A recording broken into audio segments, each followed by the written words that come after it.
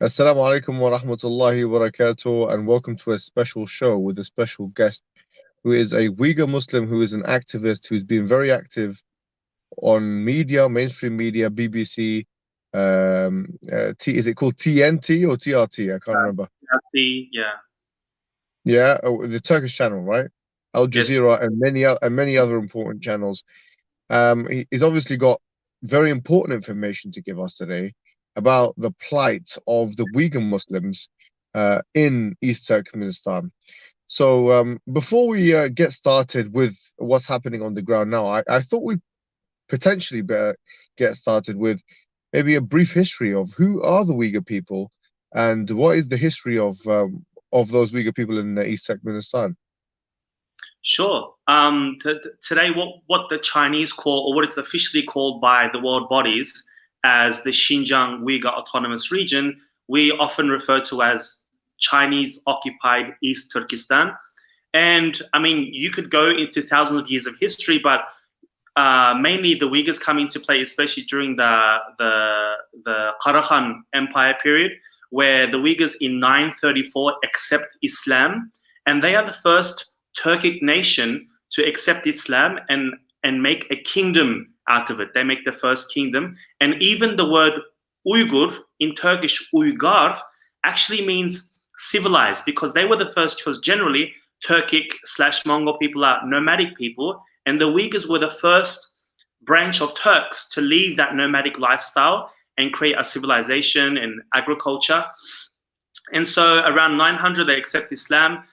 Then it's like a few hundred years of within a Uyghur kingdom of different sort of kingdoms within Turkic kingdoms. It's not until we get to about 1760 where we start having issues with the Chinese Empire.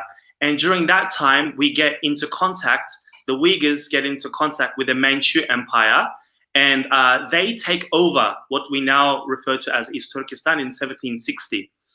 They sort of rule that part of the land, and we'll get into the geography as well, for about 80 or so years. During those 80 years, there are many revolts, and in about 1864, the Uyghurs become independent once more from the Manchu Empire. And then during that period, for a very brief period, the Uyghurs actually give bay'ah to the Ottoman Empire as well, very briefly, but again, it's short-lived. And we are taken over by the Manchurians again in 1876. Then for about 8 years or so, there's a bit more revolt. And then the Qing dynasty, basically, during that period, in 1884, we are labeled as Xinjiang, which literally means new frontier or new land. And then it's not until 1911 that the Manchu Empire totally is wiped out by the Chinese nationalists, and we fall under Chinese nationalist rule. And then from 1911 to about 1933, we fight the Chinese nationalists and we establish the East Turkestan Islamic Republic. And this was established in the city of Kashgar, which is very close to which borders with Afghanistan. And it's actually recognized by the Afghan government back then, and also Turkey, the Turkish Republic. But unfortunately, this Islamic Republic is short-lived. And then we lose the fight to the Chinese nationalists once more. And then in about 11 years later, in 1944, towards the north of East Turkestan, in the city of Gulja, we established the East Turkestan Republic. And that goes on for about 5 or 6 years until the Chinese communists disband that government in 1949. And then we've been living for the past 70 odd years under communist rule, Chinese communist rule, together with Tibet, together with Inner Mongolia. And since that day, they promised us autonomy. Technically, we are labeled the Xinjiang Uyghur Autonomous Region, but we don't receive any autonomy. Our leaders are puppets, and we've gone through many oppressions throughout the times, whether it be our own Arabic script, because we do use Arabic script that was later changed into Latin for a period of time, just like what Turkey did with Ataturk. But then later again, they changed it back to Arabic. So you change the Arabic script once, you lose a whole generation of people, they become illiterate. And in another 20 years, you change the script once more. So the Chinese have been keeping the Uyghurs illiterate, not knowledge and not schooled. And this is typical of all communist regimes, attacking professors, attacking the rich, attacking the businessmen, and attacking agency, basically. I could go on until today, basically, if you'd like, or... Yeah. Well, I mean, that's very comprehensive in the short space of time, history, if you like, of the Uyghurs. What are the population sizes? Just for people to get kind of more of a visual picture now. What is the population size? What language do the people speak? Tell us more about these people. I mean, to what extent are they integrated into Chinese society, if at all? To what extent are they likely to know Mandarin Chinese or any kind of Chinese? So give us a bit of a glimpse as to what the Uyghurs are like today, and something about the Uyghur people. Yeah, so the Uyghurs by nature or by, say, blood, are linked to the Turks. So even when you go to Turkey or when you talk to Turkish people, they have this special tree of what they call like where their gene comes from, or so to speak. So we are linked to the Turkic people, and when we refer to East Turkestan, we don't just refer to the Uyghurs, even though we make the majority. Within the framework of Turkestan or East Turkestan, you have Kazakh Turks, Uzbek Turks, Kyrgyz Turks, Tatar Turks. The Uyghurs, the language itself is Turkish. So if I were to speak, say to Ali Dawa very slowly in the Uyghur language, he would understand me. I do know the Turkish language itself as well. So the Turks understand each other. And the language-wise, according to Chinese statistics, we are 11 million people. But we say we are anywhere between 25 to 40 million. Obviously, the Chinese don't let us do any statistics. They seem to just keep our population the same over, especially after 1990. Our population hasn't changed for some reason. They like to keep it small on paper. And before China's invasion, the Chinese population in East Turkestan was less than 1%, maybe like 0.5%. But now, according to China, it's about 50-50. 50% Han and then 50% Uyghurs. And then within that 50%, there are a small minority of Kazakhs, Kyrgyz, Uzbeks, Tatars. Those are the Uyghur people for you. And the frustration with the Chinese government is that whilst many other cultures, because China boasts itself and prides itself of having 56 nationalities within, or 56 ethnic groups within China, but we are the ones that haven't necessarily integrated into their, or been assimilated into their framework. And it's, maybe you've heard of the recent crackdown in the last 3 years, these concentration camps where they finally said enough is enough. You're either going to become Chinese or not, because our allegiance has not been necessarily to Beijing. It's been more towards to our Turkic brothers in Central Asia, to our Middle Eastern brothers in the Middle East. And so we looked out, and even the way we look, the way we speak. In recent years, I mean, the Uyghur people have had to learn Chinese. I mean, it is the nation's language after all. If you don't know Chinese, you wouldn't be able to study. So Uyghurs predominantly do know the Chinese Mandarin language. Yeah, and you may have heard that, and we'll probably get into that later, that why they're putting us into concentration camps is to teach us Chinese Mandarin. But most of the people that you've seen put are actually very educated people. So let's get to that right now, because I think we've got a good picture of who the Uyghur people are, what their history is, because I think that humanizes them, not just for, let's say, non-Muslims who are watching this, but also for us Muslims who might not have much information about the Uyghurs, myself included. So I think it's very important that we we do study a little bit more about the history, study a little bit more about the society and the people. What's going on in China now? So the most recent thing that has been going on, especially since the beginning of 2017, China have decided to put the Uyghurs into, and we've seen it, and today I made a video about it as well, just like what happened to the Jews, into concentration camps. Before, I mean, it's not like it started in 2017. The Uyghurs have always been oppressed over the last 70 years, but especially these last 3 years, regardless of how religious someone is, or regardless of how loyal they were to the Communist Party, based simply on your ethnic identity, you were put into this concentration camp to be basically fixed, or to be retrained, re-educated, and in the process, many have died. So if I can go into what actually happens in these camps, there are actually 4 types of camps, four levels of camps. The first type of camp is the lightest, where probably the people that are not a threat to society. So sort of threats to Chinese society is if you have connections overseas, if you make a telephone call overseas, if you have ever owned any religious items. So holding on to prayer mats or Quran or hanging things or saying simple words. How do they establish that, if you don't mind me asking? How do they know if you've got religious or possessions or not?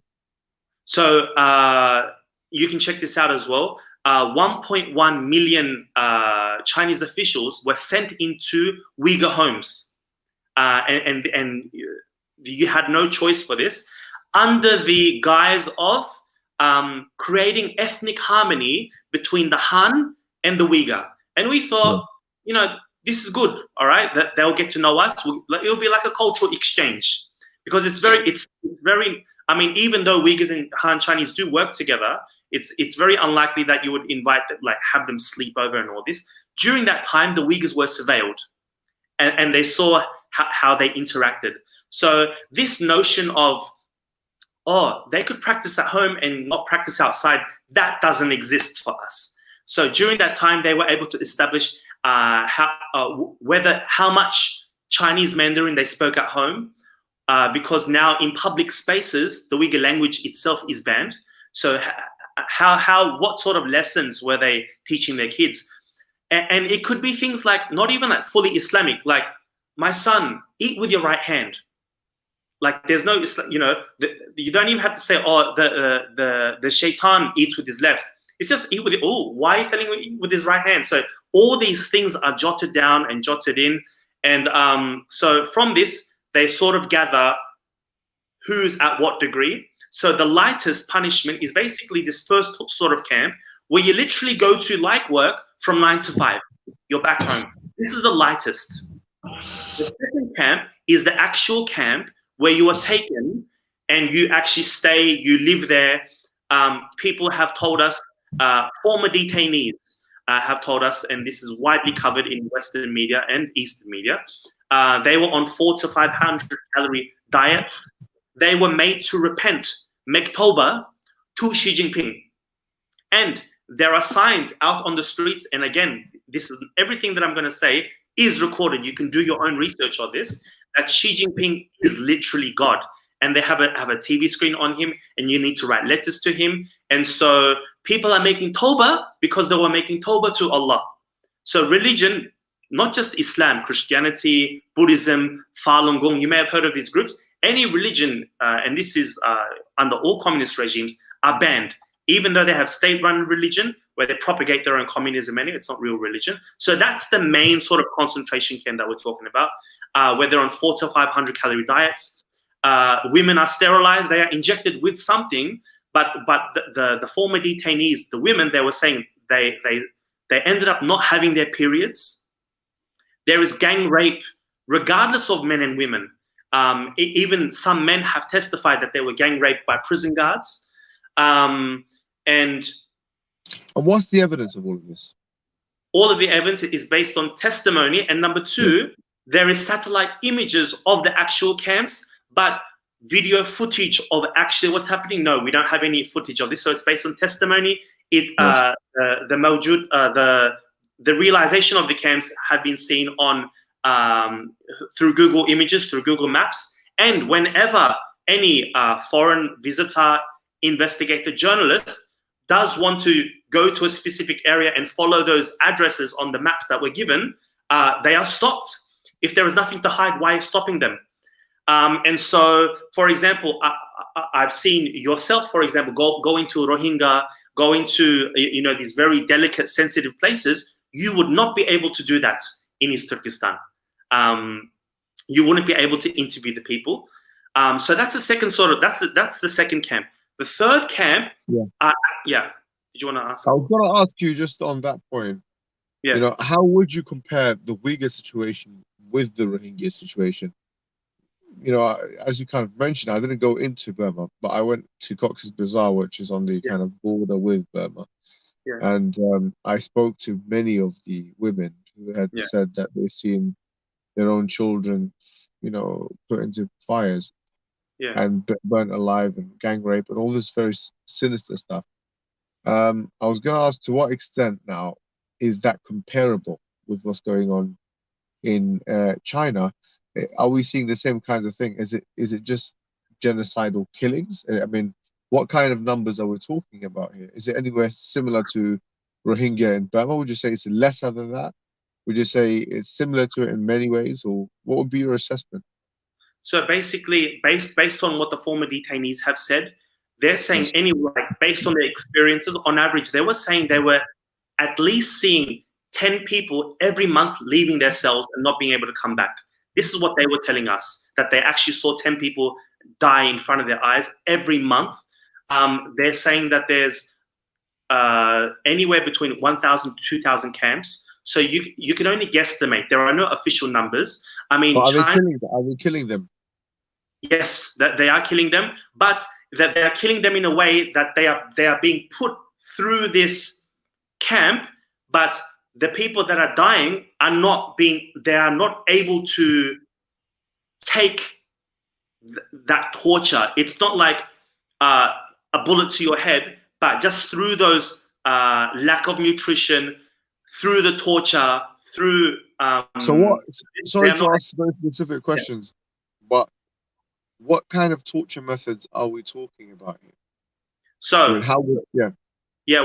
So we're talking about sitting on wood. There is special made chairs. You may have heard them, tiger chairs. For some of the detainees have said 15 to 16 hours at a time, and when they're or they are made to stand in certain positions for many hours at a time. They are interrogated. They are given pills, or they are given these special injections so that they don't fall asleep. After a while, if you're not sleeping for days on end, through torture methods, the human body isn't able to take it, and so you have tens of people die from each cell. This is how they are dying. Generally, this is what the detainees are saying. It's not straight up like, for example, the footage that you see coming out of Rohingya. You can at least get footage of. You can see the people dying, but in East Turkestan, this is impossible because everything is done under closed doors. This is the difference between the two. And to be honest, the Rohingya or the Burma, the government there or the regime there, don't have the capacity to do what, because China has the economic power to keep it under wraps. And we're basically saying, like, if they haven't got anything to hide, why are journalists, constantly followed? They are not able to report freely, and still to this day, no UN investigators are able to come. And people like you, were able to go to the border and talk to the people that went through this oppression, whereas you would never be able to do this in East Turkestan, but you could talk to people outside, say in the UK or in the West. So that's the second one. Have you been there personally? Have you seen or yes? Yes, and what have you witnessed? So basically, the last time I was there in 2014, basically from a child, I've been going there every three or 4 years. My mum would take me, and we would stay, say, months on end, 3, 4, 5 months at a time. And basically for me going there as a foreigner, I didn't really see much. Post 2009, you may have heard there was something called the Urumqi massacre or the Urumqi riots, which stemmed from the Uyghurs in this place called Guangdong, which is part of China. These Uyghurs were working in toy factories in China. Why were Uyghurs working over there? Because there is this, and this goes into another issue, where the Han Chinese are called over to work in East Turkestan. The jobs, the homes, all the advantages are for them. And Uyghurs don't have anything, don't benefit economically. Uyghurs are sent to work in these factories to make our phones, to make our shoes.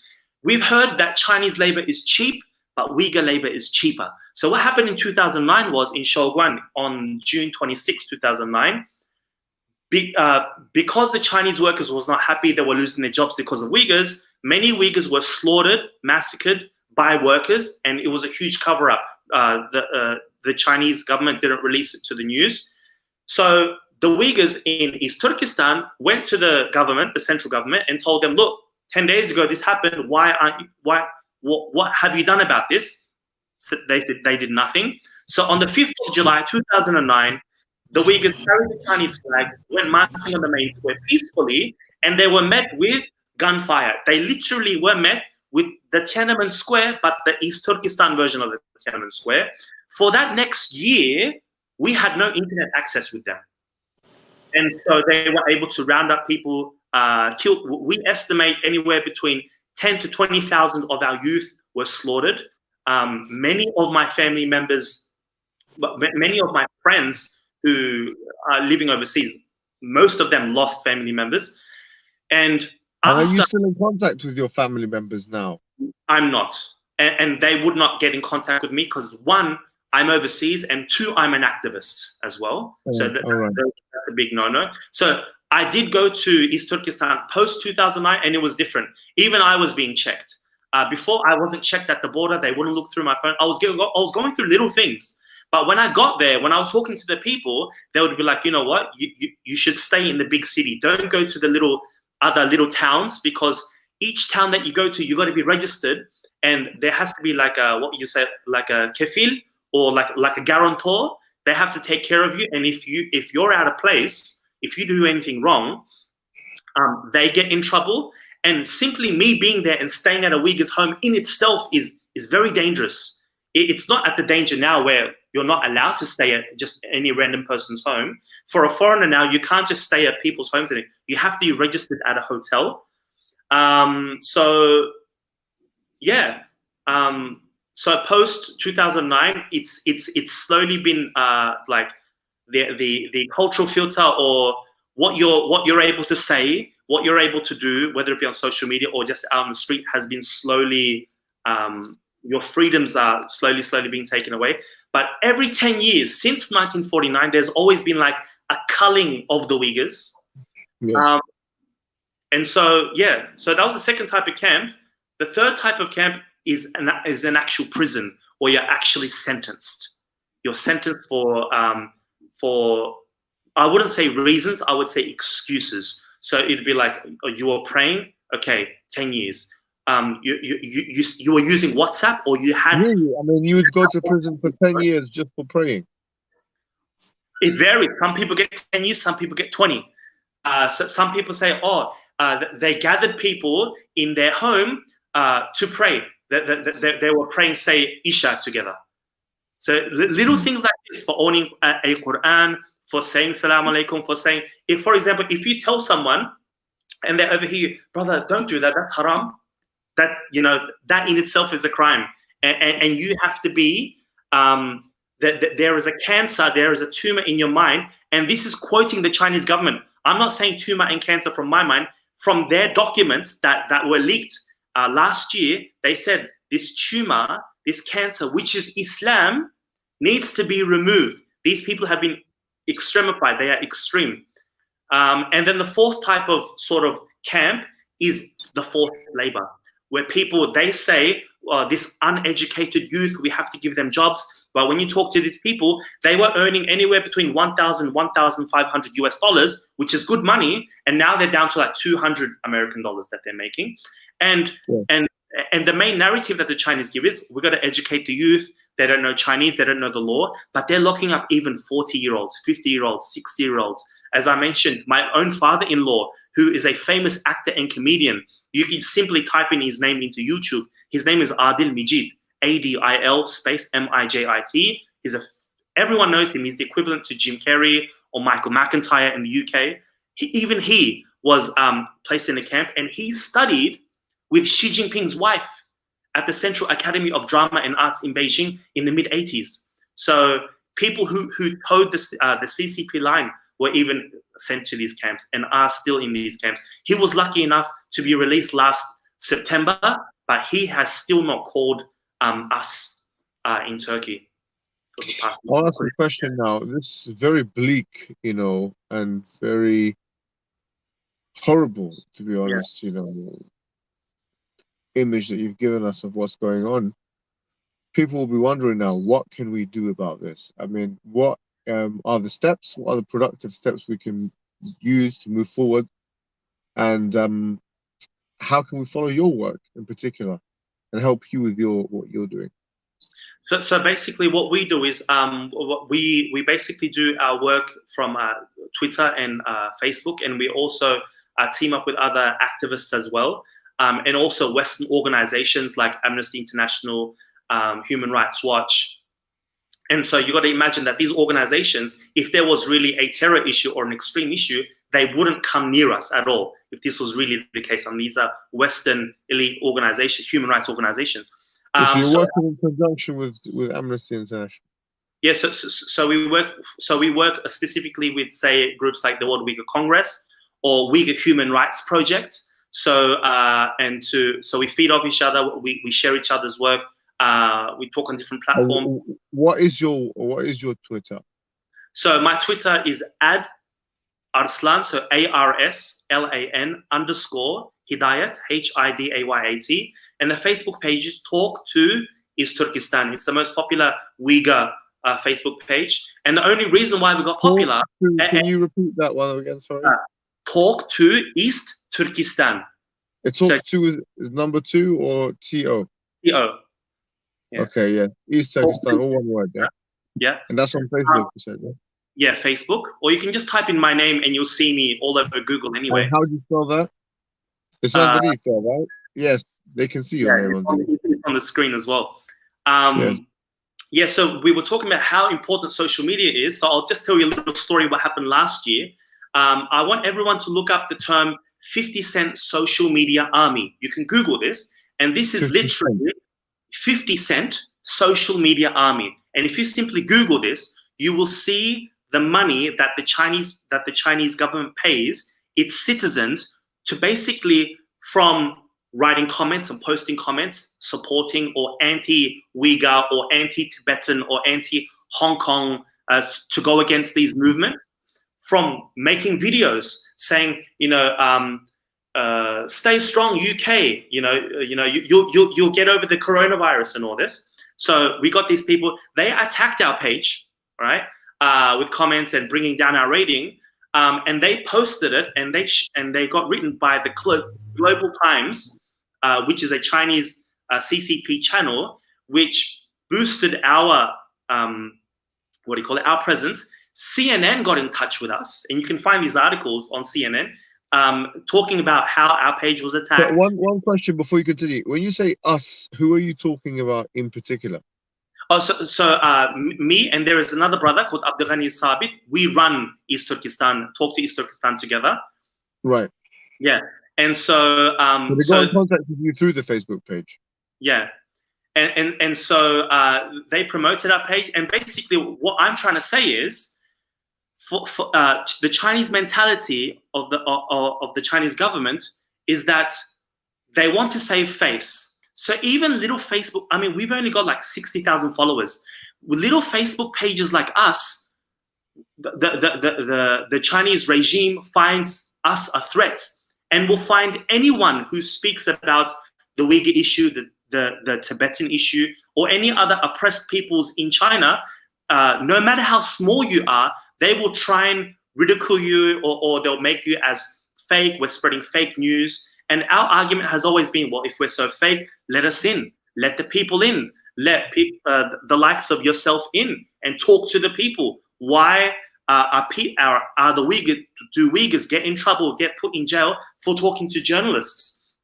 And so, so don't think that what we do on social media or others do on social media, every little bit, hashtagging, sharing the material that we've got, listening to us, telling your friends and family, it may seem small, but it's really huge. And we just need people to be aware of this, because in a few days' time, inshallah ta'ala, Ramadan is starting. And like a few moments ago, you were comparing the Rohingya.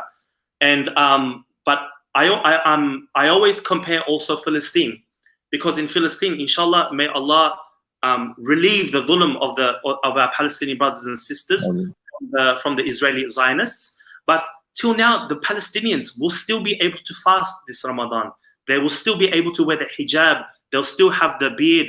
They'll still be able to pray. They'll still be able to read adhan. They'll still be able to give their kids Muslim names. They'll still be able to read Arabic, talk in Arabic. They'll still be able to protest. They'll still be able to call their land Philistine in Philistine. The word East Turkestan is banned in East Turkestan. The word itself, what we're doing now, is illegal if we were in East Turkestan right now. So I would like people to think about these things ahead of Ramadan. Yeah. Well, I mean, I was just having a conversation with Noam Chomsky yesterday. Yeah. And he said something which I think we can end with, which is, and you know, it's very important to first note before I do that I've been enlightened by a lot of what you said. So I want to thank you for coming on the show, and I want to thank you once again. I want you to reiterate your Twitter. What was it again? Ad Arslan. So my name there, ARSLAN _ Hidayat, HIDAYAT.